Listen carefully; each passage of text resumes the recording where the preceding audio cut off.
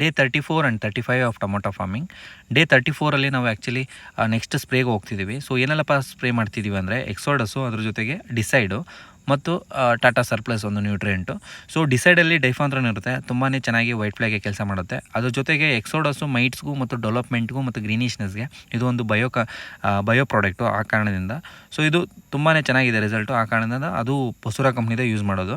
ತುಂಬ ಚೆನ್ನಾಗಿದೆ ರಿಸಲ್ಟು, ನೀವು ಸಹ ಯೂಸ್ ಮಾಡ್ಬೋದು. ಮತ್ತು ಅದ್ರ ಜೊತೆಗೆ ಟಾಟಾ ಸರ್ಪ್ಲಸ್, ಇದು ಮೈಕ್ರೋ ನ್ಯೂಟ್ರಿಯೆಂಟು, ಜಿಂಕು, ಬೋರಾನು, ಅದ್ರ ಜೊತೆಗೆ ಕಾಪರು, ಮ್ಯಾಂಗನೀಸ್ ಎಲ್ಲ ಇರುತ್ತೆ. ಸೊ ಅದಕ್ಕಾಗಿ ಇದನ್ನು ಬಳಸ್ತಿದ್ದೀವಿ.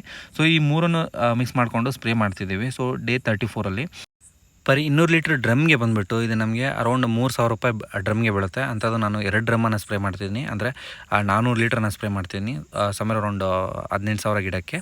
ಸೊ ಈ ಒಂದು ಕಾಂಬಿನೇಷನು ತುಂಬ ಚೆನ್ನಾಗಿದೆ, ನೀವು ಯೂಸ್ ಮಾಡ್ಬೋದು. ಇದ್ರ ಜೊತೆಗೆ ನೀವು ಬರೀ ಡಿಸೈಡು ಎಕ್ಸೋಡಸ್ಸು ಮಾಡಿದ್ರೆ ಸಾಕು, ನ್ಯೂಟ್ರಿಯೆಂಟ್ ನೆಸೆಸಿಟಿ ಇಲ್ಲ, ಯಾಕಂದರೆ ತುಂಬ ಚೆನ್ನಾಗಿ ಗ್ರೀನಿಶ್ನೆಸ್ ಬರುತ್ತೆ. ಆ ಕಾರಣದಿಂದ ಸೊ ಇದಾದಮೇಲೆ ನೆಕ್ಸ್ಟು ಇನ್ನೊಂದು ತುಂಬ ವರ್ಕೌಟ್ ಆಗುವಂತಹ ಕಾಂಬಿನೇಷನು ಇನ್ನೊಂದಿದೆ. ತುಂಬ ಚೆನ್ನಾಗಿ ವೈರಸ್ಗೆ ಮತ್ತು ವೈಟ್ ಫ್ಲೈನ ತುಂಬ ಚೆನ್ನಾಗಿ ಕಂಟ್ರೋಲ್ ಆಗುವಂತಹ ಒಂದು ಕಾಂಬಿನೇಷನ್ ಇದೆ. ಅದು ನೆಕ್ಸ್ಟ್ ವಿಡಿಯೋದಲ್ಲಿ ನಾನು ಸ್ಪ್ರೇ ಮಾಡ್ತಿದ್ದೀನಿ, ಅದನ್ನು ಸಹ ನಿಮಗೆ ತಿಳಿಸ್ಕೊಡ್ತೀನಿ. ಸೊ ಈ ವಿಡಿಯೋದಲ್ಲಿ ಸ್ಪ್ರೇ ಮಾಡ್ತಿರೋಂಥ ವಿಧಾನ ನೋಡ್ಬೋದು. ದೊಡ್ಡ ಮೋಟ್ರನ್ನ ನಾವು ಫಿಕ್ಸ್ ಮಾಡಿಕೊಂಡು ಸ್ಪ್ರೇ ಮಾಡ್ತಿದ್ವಿ.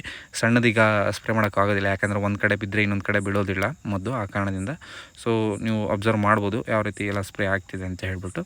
ಸೊ ಈ ಒಂದು ವಿಡಿಯೋ ಇಷ್ಟೇ ಗೈಸ್. ನೆಕ್ಸ್ಟ್ ವಿಡಿಯೋದಲ್ಲಿ ಇದೇ ರೀತಿಯಾದಂತಹ ಟೊಮೊಟೊ ಫಾರ್ಮಿಂಗ್ ಬಗ್ಗೆ ನಿಮಗೆ ಮಾಹಿತಿಯನ್ನು ತಿಳಿಸ್ತಾ ಇರ್ತೀನಿ. ಮೆಟ್ಲಾಕ್ಸೆಲ್ ಮ್ಯಾನ್ ಪೇಜ್ನ ಫಾಲೋ ಮಾಡ್ಕೊಳ್ಳಿ. ನೆಕ್ಸ್ಟ್ ವಿಡಿಯೋದಲ್ಲಿ ಸಿಗ್ತೀನಿ. ಜೈ ಜವಾನ್ ಜೈ ಕಿಸಾನ್.